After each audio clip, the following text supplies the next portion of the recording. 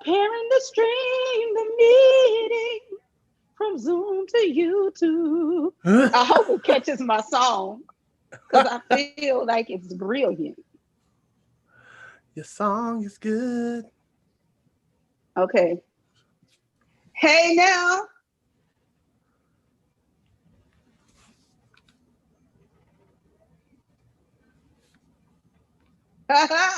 There she is. There it is. Wait a second. Wait a second. Wait a second. How do we do this? There it is. Hey. Okay, Nick. Dun, dun, dun, dun, dun, dun, dun. The newsreel. This is the newsreel. That news real. This is the newsreel. Yes. I love it. Hello. Welcome to the newsreel with Carla Stillwell. I watch the news so you don't have to. I have decided going into 2021, I will refer to myself as the resident philosopher and cultural historian of Black joy here for the remainder of my life, because everybody else can give themselves titles. I should be able to give myself one.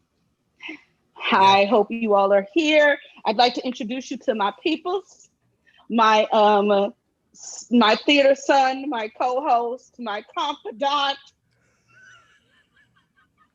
Nick Whitcomb. Hi. And I don't know if she has a title that she wants to give herself, but she is the resident historian for the newsreel and all things Black. Right. Jade R. Rogers.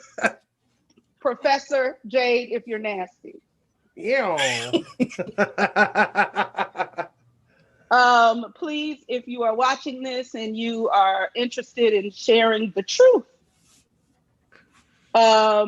share this video, click subscribe. It's a little bell somewhere on there. You know, I'm an analog girl in the digital world. I don't never know how to tell y'all to do it. At some point, Nick will say this at the end again, how you can get in touch with us and follow us. We are the newsreel on all of the grams and the Twitter machines and the Facebooks. And we talk about shit. So welcome. I don't want to keep you long today, but I want you to leave here with some shit that you didn't come here with. And to do that, I'm going to start. I'm drinking from my Carla glass. I have a little afternoon elixir. What's in your cup, What's Jay? in your what? I just have tea. Oh, because we're gonna sip it. Sip it. Yes. I need a refill. I have Maker's Mark. I'm a drunken old broad. To do that, Nick. I'm going to start. I'm drinking from the Carla glass. Hey, there we go. That's us. We're live, just in case you We're want to live. know. That's some live shit. I was trying to find the link. It's like, Nick, what's in your little water container?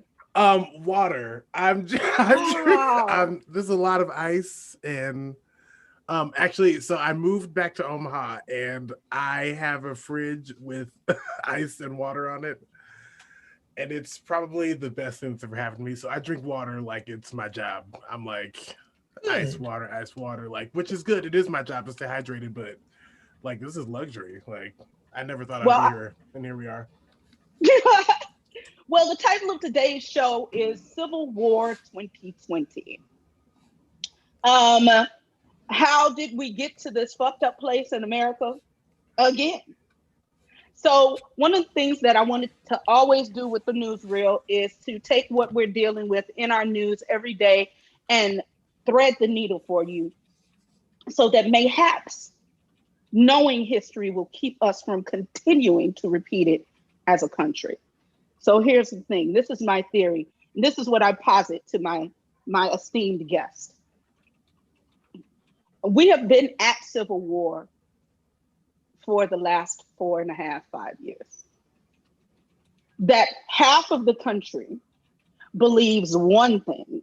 Half of the country, well, not half, a minority of the people in the country believe something else.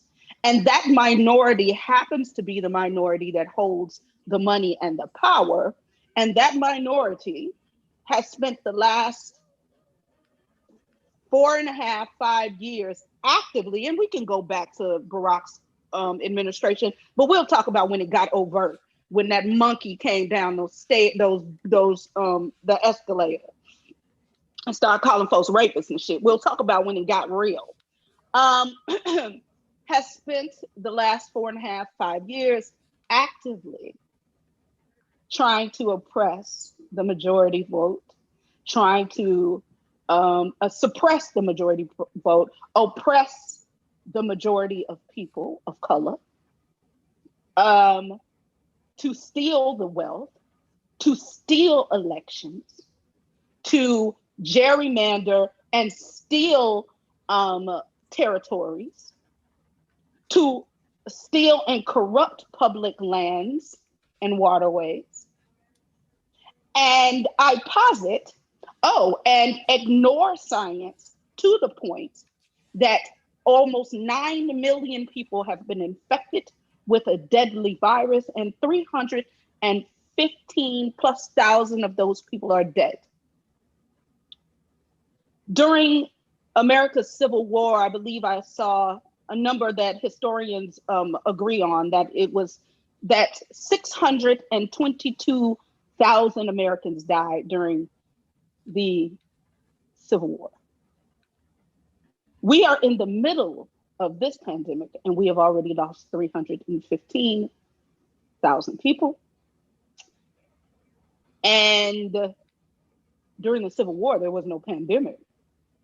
So the other millions of ill people that wasn't even a layer.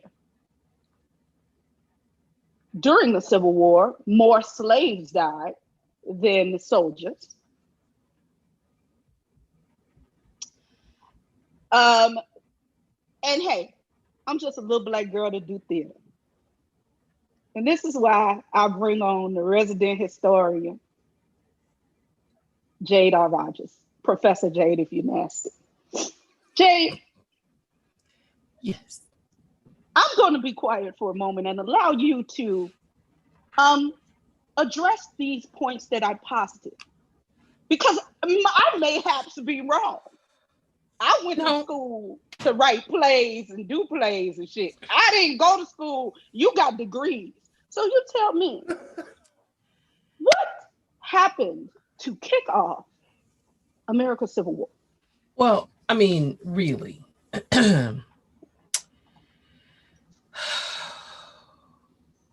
When I'm teaching, I really go back to the Revolutionary War. Oh, come on, preacher! After the Revolutionary War and at the founding of this country, there are compromises made, considering some people not fully human so that you can count their bodies to see how many people are going to be make up a body as far as counting votes is concerned. Although those people cannot vote, but you're going to count their bodies. So wait, let me stop you. Are you referring to the Constitutional Convention? When the founding fathers got in a room and decided that the kidnapped Africans would be counted as 3/5 of a person. 3/5. Yes. Mm-hmm. Continue. I did not mean to interrupt. But I mean, really, that's the beginning of these arguments between the North and the South. Of course, the South wants all of their slaves counted. Of course, they don't want them to vote, but they want to count them because their significant number is going to help them have power legislatively. And then the shifts in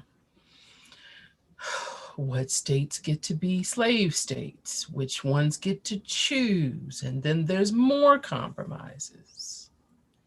Compromises. Nick, young man. Yes. For those of you who don't know, Nick is a young man, and Jade and I are women of a certain age. So I always like to ask the youth, what parallels do you hear when Ms. Jade Rogers, Professor Jade, if you're nasty, talks about these delicate compromises? It's interesting you asked that because as you were talking earlier about like how there wasn't a pandemic during the Civil War. I mean, I feel like there's always been a systemic pandemic against Black bodies in this country, period. And that continues today. And when you talk about the death toll from COVID-19, the most highly affected populations were Black populations. And so there's always there's a consistent parallel because the compromises and systems that are currently in place in every structure, for-profit, nonprofit, government, private, they all have the same structuring because, I mean, at least on a grand scale, there are some that get it right, but that seems few and far between these days. But like they all have this same structure that is always propagated as a tool that is supposed to help those that are in need, but is never actually doing that because actually helping the folks in need would, in their minds, and they're probably right, shift the power structure. But there's always this assumption that we would then destroy the world. Like, how dare? Which valid, but then maybe figure out why, like, then fix, like, it just, then it's like, then stop being bad to people. Like, if you're so afraid that when the people that you've been terrible to get like the upper hand, that they might harm you, then you should just probably stop causing harm. That seems like the logical through line to me. Forsooth, young one, we'll get to in a moment. It was so your optimism and your zeal. Oh, that was not optimism. No, baby, that was optimism. Was it? Oh, stop! Well, they could stop being terrible, but wait, they could. They aren't. Jade is not through telling us about the history because the terrible is on paper. Yeah. The terrible is entrenched. The terrible was written down. The terrible. So. And like you said, and why the resident historian is here, and like Jade always says, until there's a deep understanding of what is written down, we'll never be able to begin to talk about fix nothing. Ever. So Jade, you left off with the Constitutional Convention and the compromise.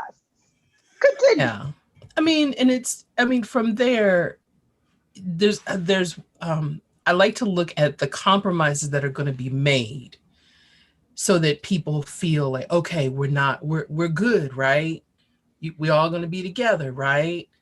And then how that affects people of color in this country. All of those compromises are put people of color in peril and harm, but it's all for the system to work, regardless of the people that are going to be under the weight of those compromises.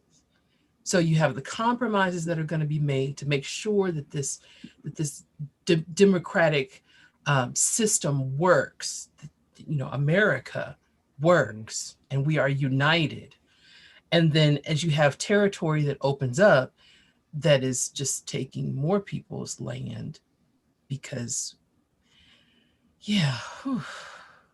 so this is the difficulty that I have been having with talking about the history in the last, what has it been, 9 months now? Yeah, is it things that I used to say very fluidly, I can't anymore because you. Well, this is let me move. Because our goal is to thread the needle. Because I'm trying not our to just goal go buck. Is exactly because I need motherfuckers to understand that this shit didn't just aliens didn't drop this bullshit from the sky. Yeah. This was a design. Mm-hmm. It was a plan. And the grand compromise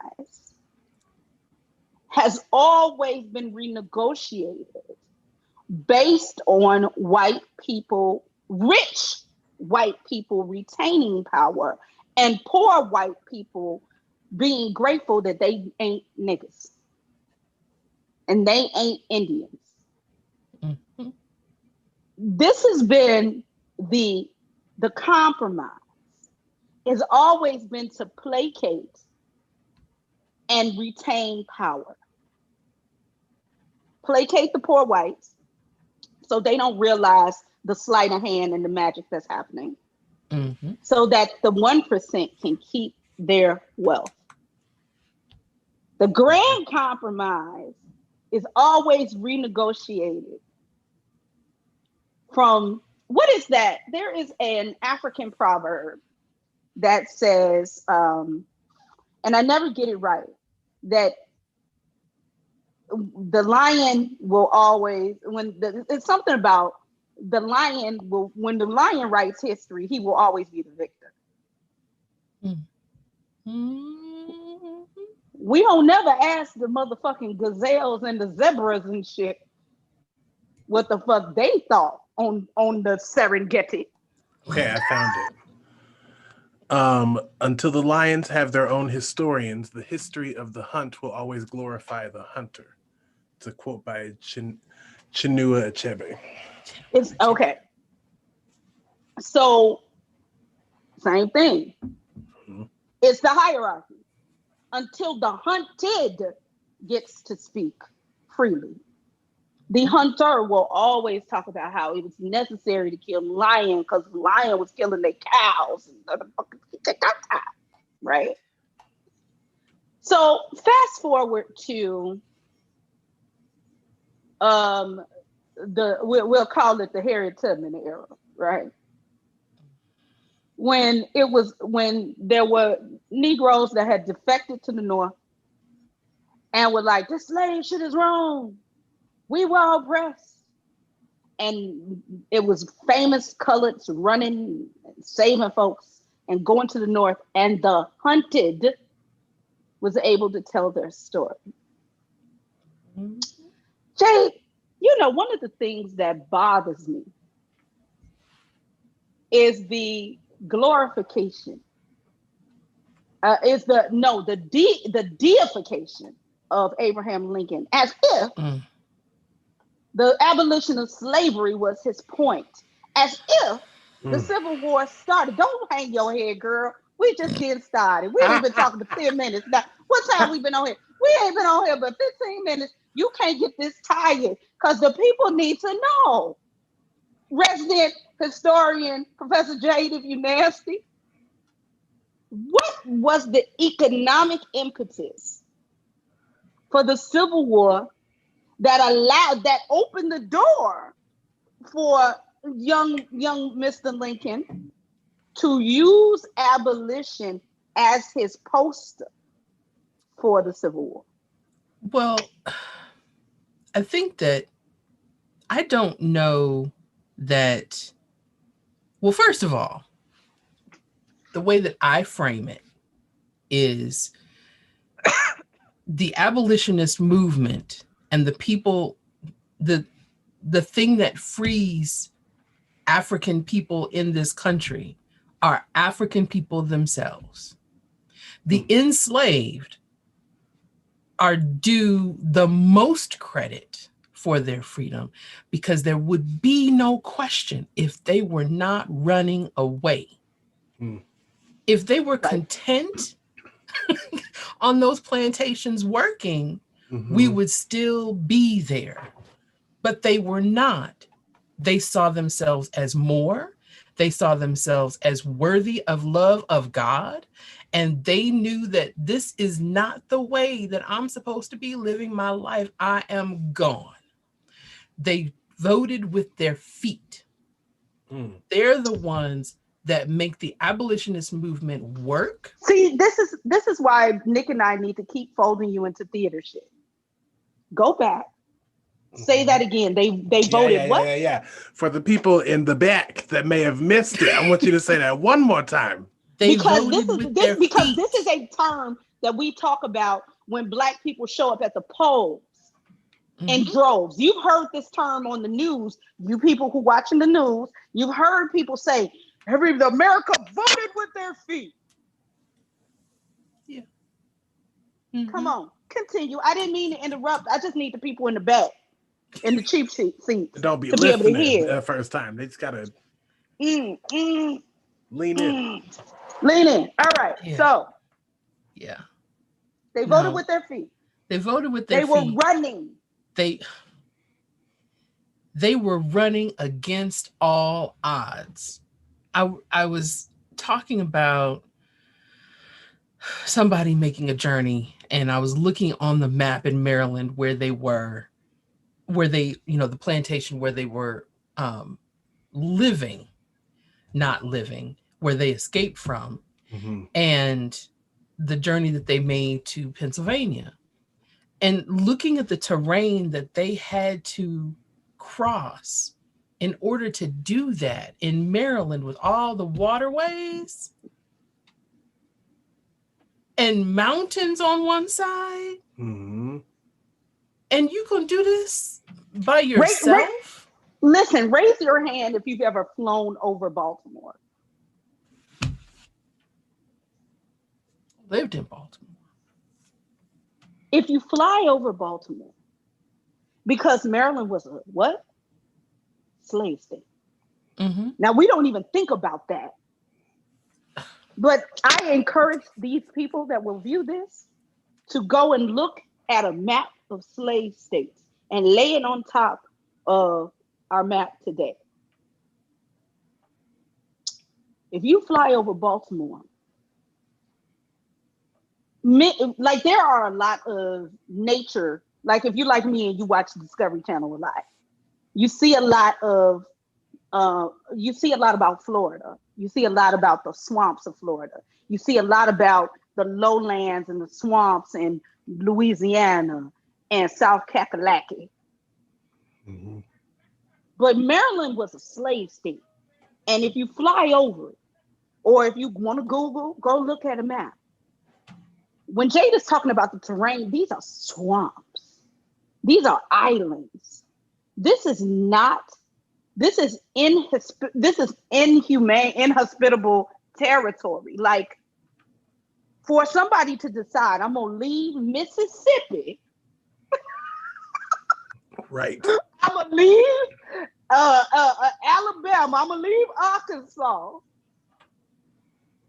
But this shit's so bad, I'm gonna leave on the first new moon, not the full moon, because that shit's bright. I'm gonna leave on the new moon when it's dark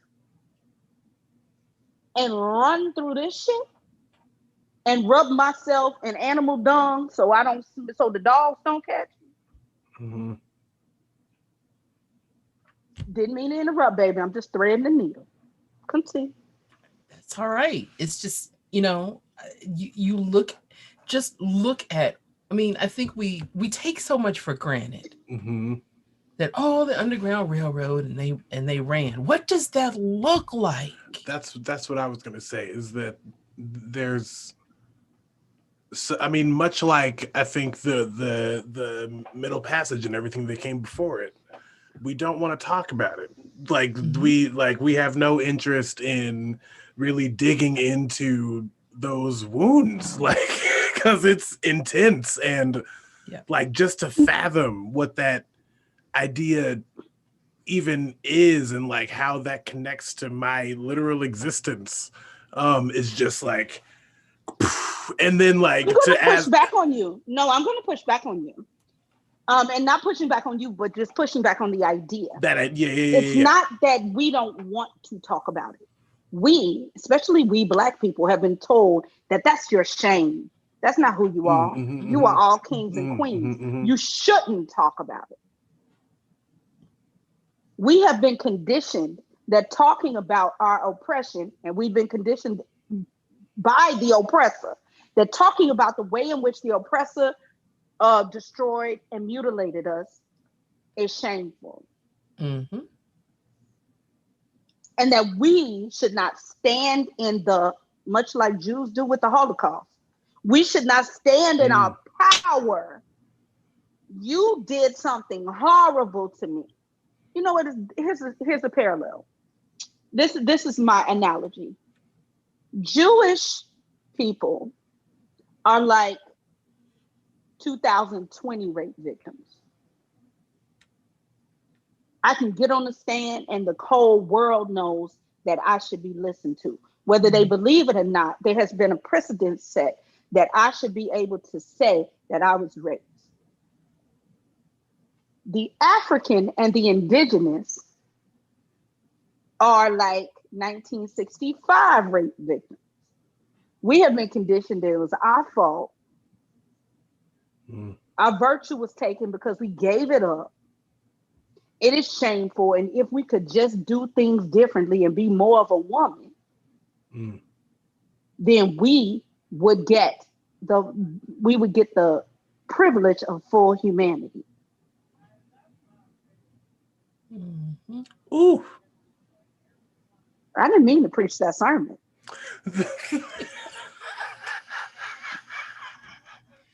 That word just touched your heart. Just touch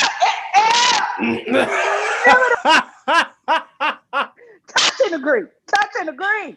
Turn to your neighbor and say, I was a victim. I was a victim. Oh, Lord, I got caught up. What's so interesting is in talking about where we are right now and the war that we are in, that everyone just wants to look away from and move on and go back to normal. What was normal like? Mm-hmm. Normal was George Floyd. You know, normal was Aubrey. What was the young man in South Carolina? In Georgia, Ahmaud Aubrey. Aubrey. Mm-hmm. That was normal. You know, I remember after the election, or was it inaugurated? I don't know. It's all such a blur, and that was so long ago. I can't even believe it. 2016. Doesn't that feel like 8 years ago? It feels like eons ago. Like it's so, but there was just this massive outcry of like, oh my God, I can't believe, like, what has this country become? Like, and I was like, what are you talking about? Like, what do you mean? What is this country?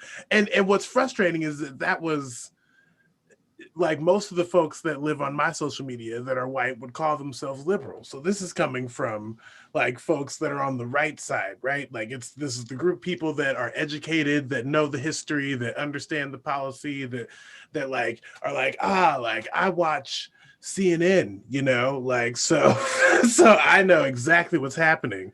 And so it's just like, it's fascinating that it took George Floyd for them to even begin to feel the discomfort that may be experienced by folks that look like George Floyd.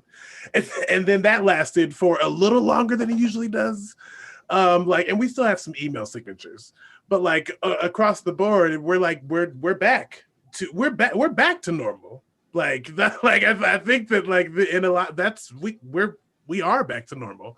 The only difference is you can't go outside without a mask. That's what's restricting you now. Like that's the thing that's still causing you so much emotional trauma, is that there's still that little tinge of you can't go outside. But like we're back to normal for all intents and purposes, as far as I'm concerned. You know, like, okay, so back to history. I love history. I love it. Like, and again, all you have to do is read a book. One book. Right, just pick it up. Like I tell my kids when I teach, I tell them, you know, if we had the Google machine when in the 80s and 90s when I was in school, I'd have been a straight A student. Because everything on the internet isn't true, but a lot of it is, you know, enough to carry you through. Mm-hmm. It's enough information where you can plagiarize and nobody will catch you.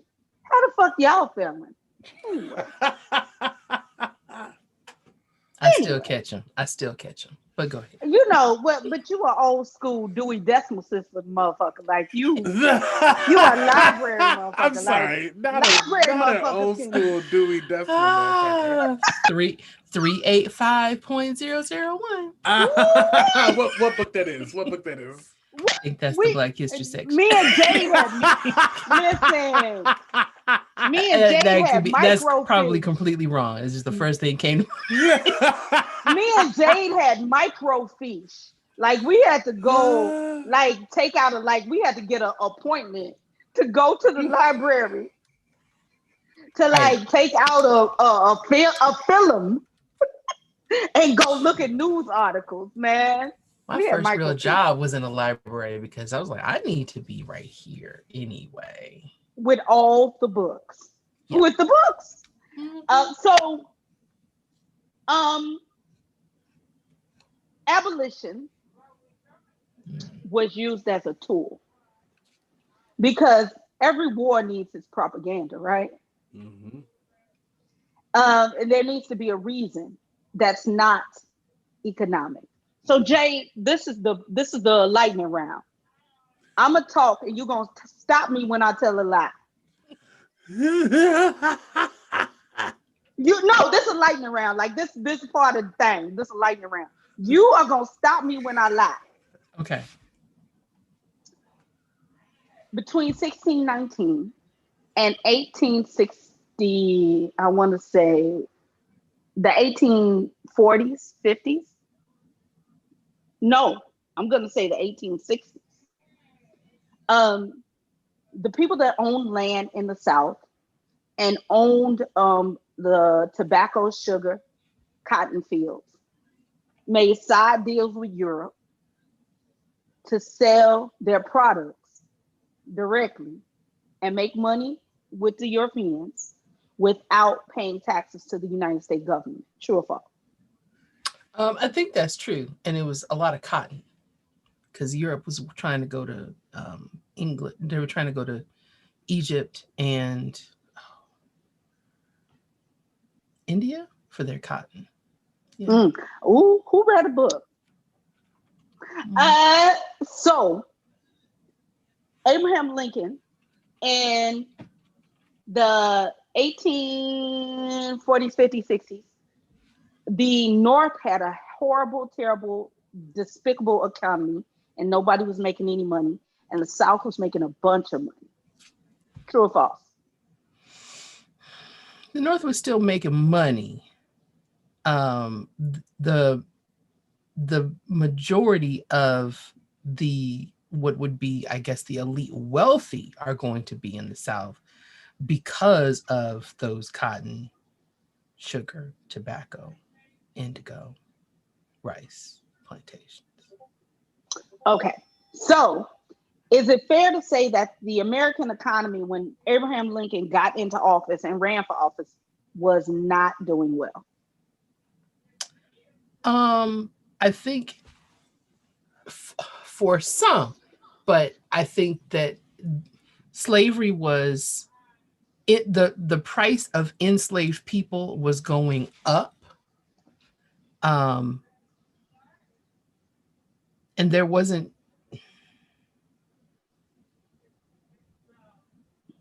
people wanted to get in on it because there's money in investing in these goods and this property. But did the nation have control of the economy, or did the landowners in the South have control of the economy? Yes. So the United States government looked down and said, "Oh shit, wait a minute. Bitches, we got to share the wealth." Yes or no? Yes. And did the South say, "What the fuck do you talk? What do you mean?" And did the North look and say, "We can start talking about employment tax"? Because were there more Africans in the South than there were slave owners and white people? I'll always say yes, especially you look at a place like South Carolina. But there's also a conversation about the expansion of this enterprise because there is so much money. And that becomes the linchpin in the North has control. And no, you can't do it. No, we're not going to move anymore. You can't have any more states until you start to play with us. So that becomes the thing that we're not going to allow slavery to expand any further. And slavery at this point, at the point of the Civil War, slavery had been abolished in Europe. Mm-hmm. The Europeans that owned islands in the Caribbean had stopped trading slaves. Many of them. Not all of them. Not all of them, but it was waning as a business for Europeans. And England also compensated their slave owners for their loss. Oh, what girl? See, this is why you talk to Jay Rogers, Professor, if you nasty. Wait, what was that word? Yeah, that's how we know how many enslaved people there were under British rule. Because if you were a slave owner in Jamaica and you wanted your compensation, you had to record how many enslaved people you had and turn that in to get your check. Wow. So, slavery was a business, much like fracking or any other or coal. It was always a business. And the fight was over the business, not the human beings. Always. Even court cases where there was insurance involved. The Zong was a case where I don't always forget the number off the top of my head. 235, let's say 235. I think it was actually more than that. African people that were healthy and well, they were fine, thrown off the ship so that they could count them as lost by an act of God because of, not having enough food and water or whatever. So it was lost cargo. It was lost cargo. So they put the claim in to get the money for them, knowing that they could get more money for dead people than they would get on the auction block for sick people. Come on. The Zong court case in England was the suit was not in favor of the insurance company that filed the suit. But it wasn't because it was insurance fraud. It wasn't because it was loss of life and they murdered these people. It was because it was insurance fraud. Wow. Wow. It's always business. This is why you have the resident historian. So the Civil War started over business and money. Is that fair to say? Always business and money. It did not start because of the emancipation and the altruistic idea that all men were created equal. No. But it still involves the people and the power over them and their labor. Because it was a tool. Mm-hmm. It was propaganda.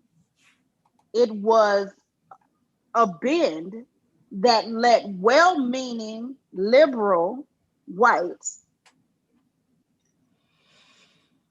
to believe that they had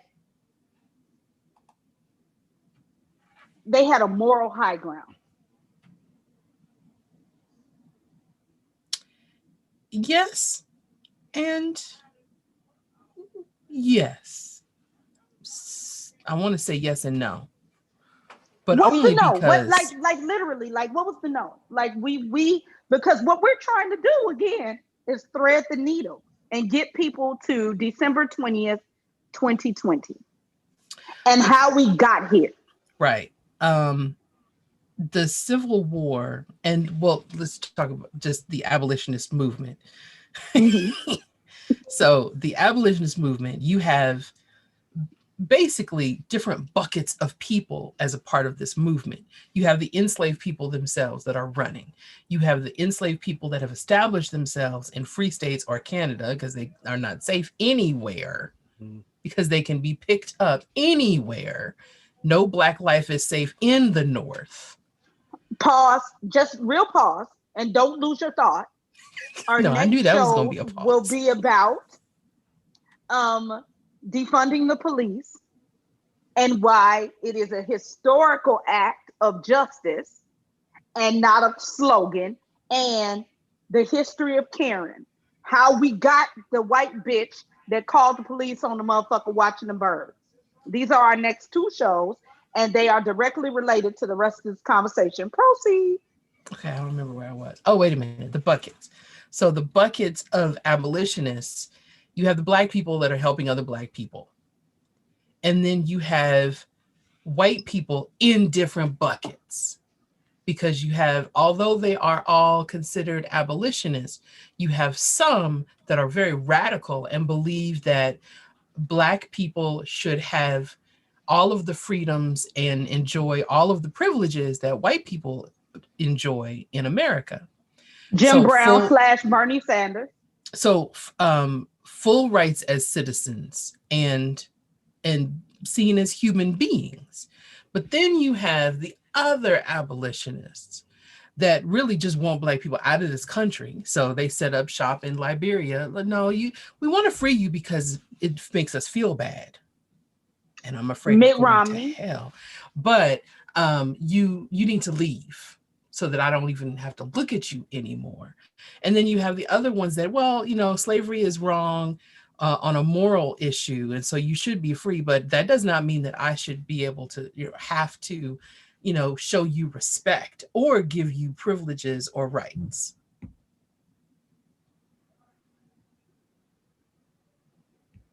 So yeah, they're not all cut from the same cloth. They all have different agendas. What's fascinating is that Black people understood all of those agendas and still worked with them. We're coming to the end of our hour. So I want to make sure I thread the needle. I decided to do this show because my brother created a post where he was enraged by Joe Biden's call to work across the aisle and him continuing to say that I'm not the president of just Democrats, I'm the president of all people. And my brother, who is 6'5", 300 pounds, dark skin, had a whole emotional reaction to this and felt the way. And one of his compatriots posted, well, what is his choice? To create civil war? What do we want, a civil war? And I responded with venom and vile and ire, because I think the part that we're missing is the compromise always affects the Black folks and the brown folks. And I don't count no Latinos that voted for Trump, or no Black people, or no Indigenous people that voted for Trump. You are not invited to the barbecue. You suck. I'll say it out loud. Because you missed the point. Because you let the word socialism turn you into a traitor. Here's where we are.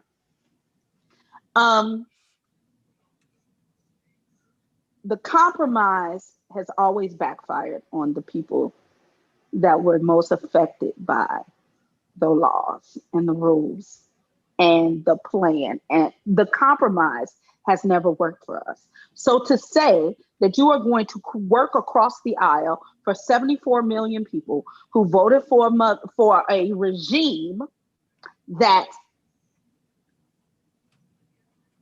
with Texas and 106 126 Congress people did a lawsuit, created a lawsuit to disenfranchise the vote of African Americans and people of color from 4 states.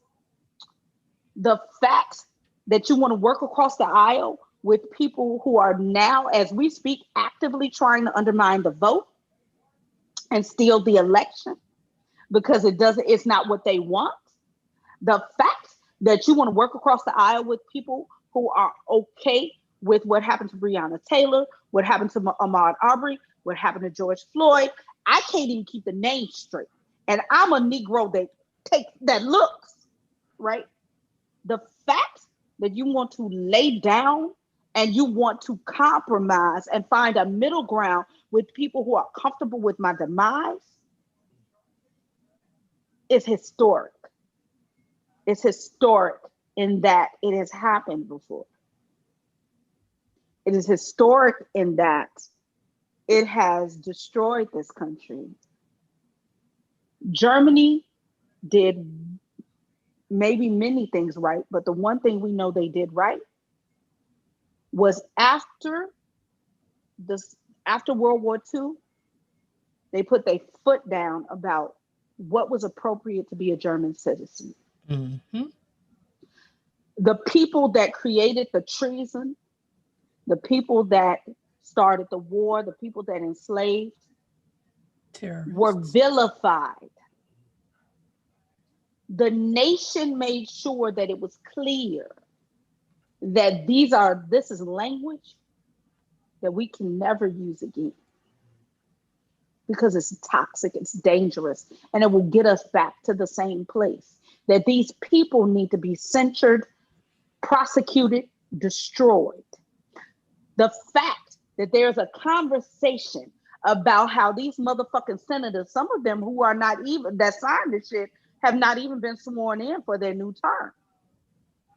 Well, we don't want to fight with them. We just want to go away. The go away is what caused Jim Crow. The go away is why Reconstruction fell apart. This very diverse, beautiful cabinet that Joe Biden is building, this ain't the first diverse, beautiful cabinet. Read a book, my niggas. Read a book. Jay, tell me, you can stop me when I'm lying. The one thing I will add about Germany, because I took several years of German, and every year, Of course you did.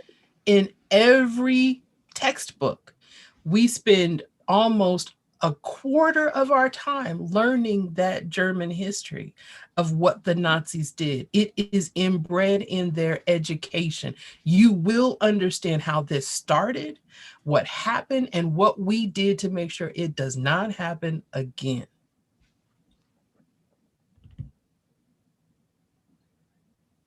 We didn't do anything. We covered it up. We threw it under a pile of dung and just tried to, okay, well, we're good now. I mean, we just transformed it. Mm-hmm. We just see it in different ways. We see it in the lack of resources. We see it in the prison system. We see it in unemployment lines. Like they just recreated the system in a way that is legal. It's called white collar crime for a reason. And then they allowed the narrative to transform into one of a glorious past of the Confederate soldiers and their fight for freedom. Mm-hmm. And let me start here and stop here. 81 million Americans voted for Joe Biden. Is he a 70-plus-year-old white man from the Northeast that is probably has some deep ingrained racism that he doesn't even know? Absolutely. Do I think he's a demon? I don't. And 81 million Americans, more people that ever voted for any president, believe that he was not a demon and that that's the direction the country should go in. Period. 74 million Americans, less, but still a 7 million significant less, number. But here's where I think we fall into the trap. Less, because see, we get into numbers. Those of us who are sensitive to the scope of things get into the specific numbers. The reason white racists keep winning is because they don't give a fuck if they won by one, they won. And they gonna run with it because we won. We don't care if we won in a toss-up. We don't care if we won, how we won. We don't care if we cheated. We won and we gonna run with it. Why can't those of us who believe in democracy run with it? Why do we spend any energy trying to go get the 74? Why do we fucking care what they think, what they feel, and making them feel comfortable in America? That's what my brother's question was. Why are we trying to coddle, baby, and get them to move forward? I don't give a fuck if they move forward or not. The majority said this is where we going. So nigga, let's go. And that is the problem with American democracy. White people are so fucking childish and so sensitive and so concerned about their feelings, so they don't want to hurt anybody's feelings. They're going to let the minority rule how we move forward. I don't give a fuck. This is why we need to understand history, because what happened with the Confederacy was that white people were so concerned about other white people's feelings, they let treasonous liars, they let people who undermined the democracy, they let people who destroyed the, the, the spirit of the Constitution off the hook.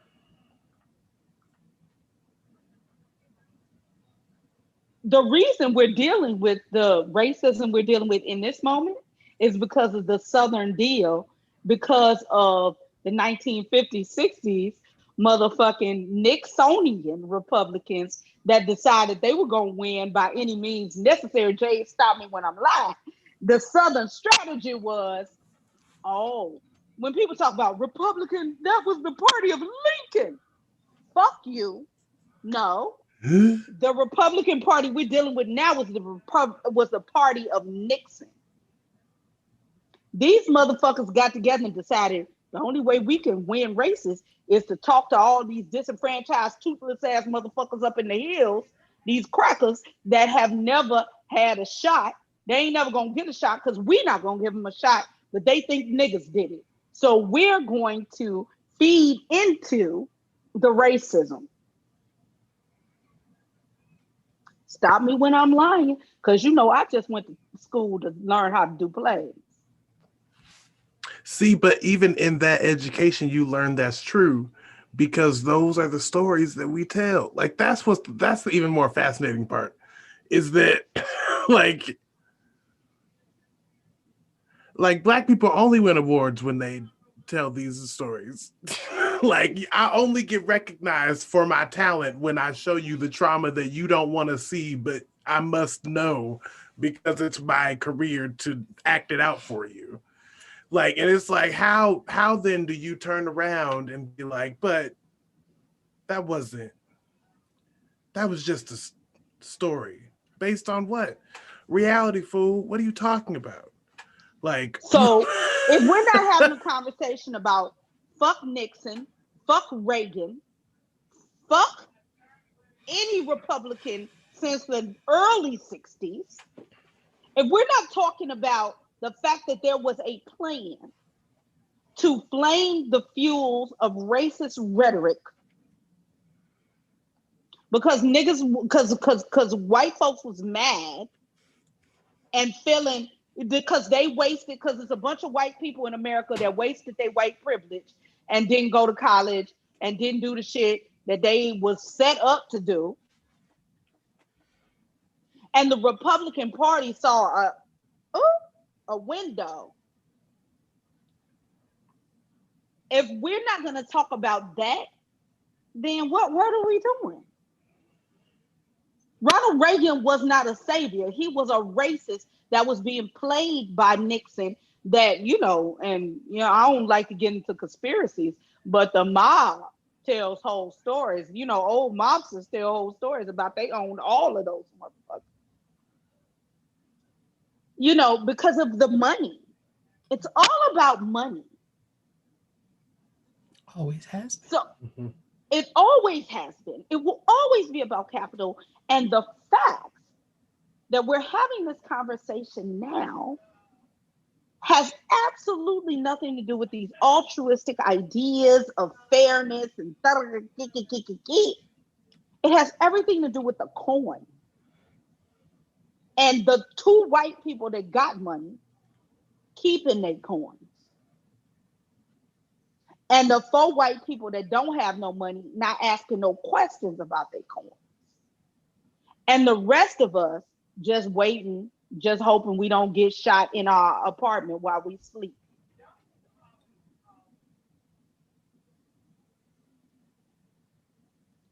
The shit didn't just happen. It didn't just appear. Donald Trump is not a fucking ghost. That nigga ain't an apparition. That motherfucker is an oasis. That motherfucker was created. In America. In America. By American society. Mm-hmm. By the fact that we have this idea, the Constitution, the founding fathers were fucked up. But they created a document and they said, we know we kind of fucked up. So we're going to create this amendment shit so that down the line, people can address some shit that we may not have thought about. The Constitution is a living, breathing document. Last thing I want to touch on before we go, because we done went all over, like we just talking. Part of the problem is that America says one person, one vote. Part of what we're living in right now in this moment, part of the reason that these motherfucking demons are trying to steal the election is because one person, one vote isn't really real. There's an electoral college. There's a process. And I don't think people know why that process exists.